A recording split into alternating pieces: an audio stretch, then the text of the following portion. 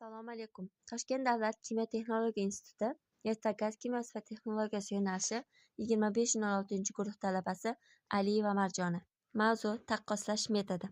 Taqqoslash metodi bu ilmiy tadqiqot yoki o'qitish jarayonida ikki yoki undan ortiq hodisa, narsa yoki tushunchalarni bir-biri bilan o'xshash va farqli jihatlarini aniqlash orqali tahlil qilish usulidir.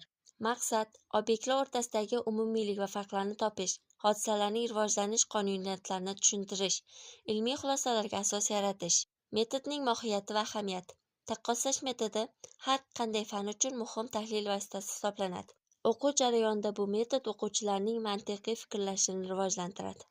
U yordamida turli hodisalarning strukturasi, funksiyasi va natijalari solishtiriladi.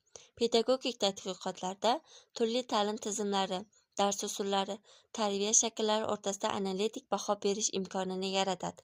Taqqoslash metodining turlari 4 xil: statik, dinamik, ichki va tashqi. Uning afzalliklari: tahlilni aniq va asosli qiladi. O'quvchilarni mustaqil fikrlashga o'rgatadi.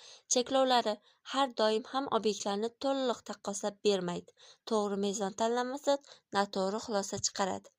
Mazkur tadqiqotda taqqoslash metodi orqali chiqindi suvlarni tozalashning turli usullari, an'anaviy, mexanik va kimyoviy usullari bilan elektrokimyoviy tozalash texnologiyasi o'rtasida solishtirish olib boriladi. Tahlil uchun quyidagi tozalash usullari tanlanadi. Mexanik usul: cho'ktirish, filtrlash, ajratish orqali tozalash. Kimyoviy usul: reagentlar yordamida iflos moddalarni neytrallash. Elektrokimyoviy usul: elektr toki yordamida ion almashinuvi, oksidlanish qaytarilish reaksiyalar orqali tozalash. Tozalash samaradorligi 50% dan tortib 98% gacha olib borilishi mumkin.